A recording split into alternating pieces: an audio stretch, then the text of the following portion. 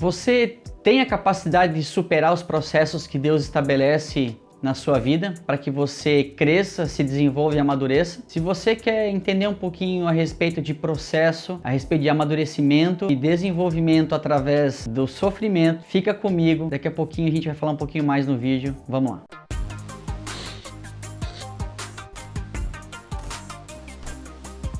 Talvez você foi uma das pessoas que ouviu quando conheceu o Senhor que se a sua vida estava complicada, difícil, cheia de problema, você deveria aceitar Jesus para que a sua vida ela fosse transformada em um mar de rosas.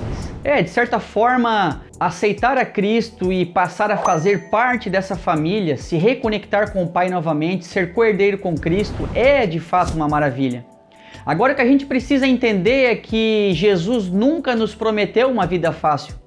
E para falar um pouquinho disso, eu quero tratar com você de José, que está lá em Gênesis 37. Eu não vou entrar a fundo, mas eu quero falar um pouco a respeito dessa história, porque é muito importante para a gente compreender a respeito de processo. José recebe do Senhor um sonho e uma visão a respeito daquilo que estava para acontecer, aquilo que estava para se realizar na sua vida e através da sua vida. Nós sabemos que José então compartilha com seus irmãos e isso acaba gerando no coração deles uma revolta, uma inveja e um ódio muito grande. E você sabe que José então ele é lançado num poço. E o primeiro ponto importante que eu quero falar para você é que talvez você pense que estando no fundo do poço as coisas não podem piorar. José é vendido como escravo para os ismaelitas e após ser vendido para os ismaelitas é vendido para o Egito. José passa então a morar e a servir como um empregado e posteriormente José é enviado para a prisão por conta daquela situação toda que acontece com Potifar. Bom, o ponto importante que eu quero chegar em relação a isso daqui é que quando olhamos para a história de José, vemos que tudo aquilo que Deus estava para realizar na vida dele dependia de um processo de amadurecimento, dependia de um processo de forjar. Essa é a maneira pela qual Cristo é formado em nós. Cristo é formado em você através das provações. Tiago vai falar que através das provações, através do nosso sofrimento, Cristo é formado em nós.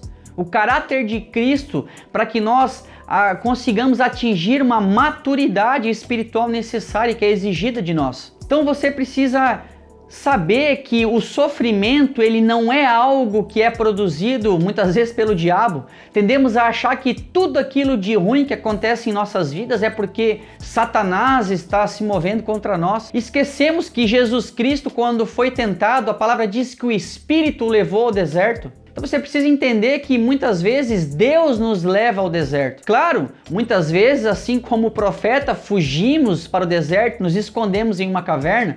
A diferença é que todo caminho que nós trilhamos, assim como o anjo fala para o profeta, olha, pelo caminho que você veio até aqui nessa caverna, retorne. Então os lugares que nós entramos, precisamos retornar. Agora os lugares que Deus nos leva são para que o nosso caráter seja provado, para que a nossa índole seja provada, para que estejamos aptos a cumprir e estabelecer aquilo que Deus designou e escreveu sobre nós. Precisamos entender que a maturidade, ela é necessária e que o processo e o sofrimento é a maneira pela qual Deus cumpre e estabelece isso em nós. O Senhor vê as coisas de uma maneira que você não vê. E isso é uma grande verdade que muitos de nós, quando olhamos para a nossa trajetória, e eu sempre costumo fazer essa pergunta, olha, se Deus pudesse mostrar para você o caminho que você trilharia para chegar onde você chegou, você aceitaria?